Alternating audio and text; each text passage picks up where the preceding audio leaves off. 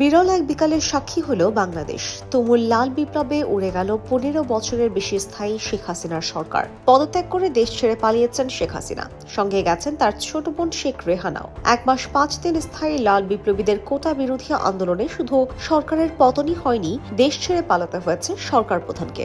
গতকাল দুপুরের পর হঠাৎ দৃশ্যপট পাল্টে যেতে থাকে। সেনাপ্রধান জেনারেল ওয়াকারুজ্জামান জাতির উদ্দেশ্যে ভাষণ দেবেন, এই খবর প্রকাশের পর ছাত্র জনতার রাজপথে নেমে আসতে থাকেন। বিজয় উৎসব শুরু হয় চারদিকে। বেলা ২:৩০টার পর জানা যায় প্রধানমন্ত্রীর পদ ছেড়ে শেখ হাসিনা দেশ ছেড়ে পালিয়েছেন।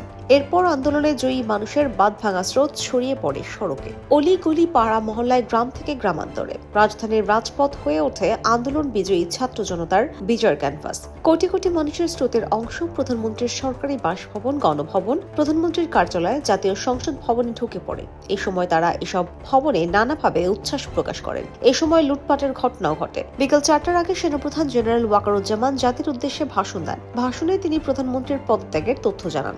একই সঙ্গে একটি অন্তর্বর্তী সরকার দেশ পরিচালনা করবে বলে জানান। বর্তমান পরিস্থিতিতে দেশবাসীকে শান্ত থাকারও আহ্বান জানান তিনি। ভাষণ দেওয়ার আগে রাজনৈতিক দলের নেতা, সুশীল সমাজের প্রতিনিধিদের সঙ্গে আলোচনা করেন সেনাপ্রধান। পরে রাতে অন্তর্বর্তী সরকারের বিষয়ে আলোচনা করতে বিভিন্ন দলের নেতা, সুশীল সমাজের প্রতিনিধি ও সেনা কর্মকর্তারা বঙ্গভবনে যান। দুপুরের পর খবর আসে পদত্যাগ করে দেশ ছেড়ে পালিয়েছেন আওয়ামী লীগ সভাপতি শেখ হাসিনা। বেলা ২:৩০টায় বঙ্গভবন থেকে একটি সামরিক হেলিকপ্টারে করে ছোট বোন শেখ রেহানাকে নিয়ে তিনি ভারতের উদ্দেশ্যে পাড়ি জমান। রাতে জানা যায় নয়াদিল্লির সামরিক ঘাঁটিতে তিনি নামেন। তবে ভারতে থাকবেন নাকি অন্য কোনো দেশে যাবেন তা এই পর্যন্ত নিশ্চিত হওয়া যায়নি।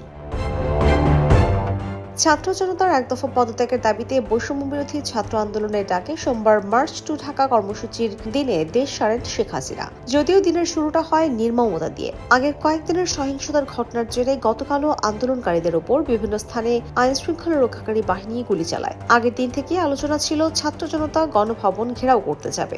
এই নিয়ে ছিল নানা প্রচারণা। উত্তাপ উত্তেজনার মধ্যে গতকাল দুপুরের পর ব্রডব্যান্ড ইন্টারনেট সেবা বন্ধ করে দেওয়া হয়। আগের দিন থেকে মোবাইল ইন্টারনেট সেবা বন্ধ রাখা হয়েছিল। ইন্টারনেট বন্ধ থাকায় সকাল থেকে ছিল নানা গুজব আর গুঞ্জন। দুপুরের পর দৃশ্যপট পরিষ্কার হতে থাকে।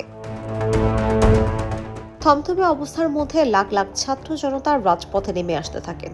অনেকটা বিজয় মিছিলের আবহে ছাত্র জনতা শাহবাগ ও গণভবনের দিকে যেতে থাকেন। বেলা ২টার দিকে পুরো রাজধানীর প্রধান সড়কগুলো ছাত্র জনতার দখলে চলে যায়। নারী, পুরুষ, শিশু, বৃদ্ধ সবাই রাজপথে নেমে এসে বিজয়ের উল্লাস প্রকাশ করতে থাকেন। শেখ হাসিনা পদত্যাগ করে ভারতে পালিয়ে গেছেন, এই খবর প্রচার হওয়ার পর থেকে পরিস্থিতি আরো বদলে যেতে থাকে। ছাত্র জনতার স্রোত ছড়িয়ে পড়ে অলি গলি, গ্রাম গ্রামান্তরে। অপূর্ব এক উল্লাসে ফেটে পড়ে পুরো দেশ। গত কয়েকদিনের ছাত্র জনতার রক্তস্রোতের উপর দাঁড়িয়ে পালন করা এই বিজয় উল্লাসের মাঝেও মানুষের মধ্যে ছিল ক্ষোভের আগুন, শোকের কান্না আর হৃদয় ছেঁড়া হাহাকার। হাতে হাতে জাতীয় পতাকা, বিজয়ের নানা চিহ্ন আর ফুল নিয়ে রাস্তায় নেমে আসা জনতার গগনবিদারী স্লোগানে ছিল কোটা সংস্কার আন্দোলনে জীবন দেয়া বীর শহীদদের নাম। গত কয়েকদিন অধিকার আদায়ের দাবিতে আন্দোলন করা বীর শহীদদের পরিবারের কাছেও কৃতজ্ঞতা জানাতে ছুটে যান আন্দোলনে বিজয়ী ছাত্র জনতা। সোমবারের বিকেলটি বিজয়ের এক আভায় উদ্ভাসিত হয় বাংলাদেশের মানুষের কাছে। স্বাধীন বাংলাদেশে এমন বিকেল আর আগে আসেনি, এমনটা বলছিলেন আন্দোলনের বিজয়ীরা। বিরল এক গণ অভ্যুত্থানের সাক্ষী হয়েছে দেশ। দুনিয়ার গণতান্ত্রিক ইতিহাসে জনতার এই গণ অভ্যুত্থানও স্বর্ণের অক্ষরে লেখা থাকবে যুগ যুগান্তরে। বিস্ময়কর এই গণ অভ্যুত্থানের বিকেলে উল্লসিত জনতার স্রোত প্রবেশ করে বাংলাদেশের প্রধানমন্ত্রীর সরকারি বাসভবন, গণভবনে। সেখানকার সব নিরাপত্তা চৌকি চুরমার করে জনতার স্রোত সেখানে নানাভাবে উল্লাস প্রকাশ করে। ছিল অনাকাঙ্ক্ষিত দৃশ্য। লুটপাট করে জিনিসপত্র নিয়ে যেতে দেখা যায় অনেককে। একই সময়ে আন্দোলনে বিজয়ী ছাত্র জনতার স্রোত প্রবেশ করে জাতীয় সংসদ ভবনে। সেখানেও তারা নানাভাবে উল্লাস প্রকাশ করতে থাকেন। প্রধানমন্ত্রীর কার্যালয়ে প্রবেশ করে উল্লাস প্রকাশ করেন তারা। বিকেলে বন্ধ ঘোষণা করা হয় হযরত শাহজালাল আন্তর্জাতিক বিমানবন্দরের কার্যক্রম।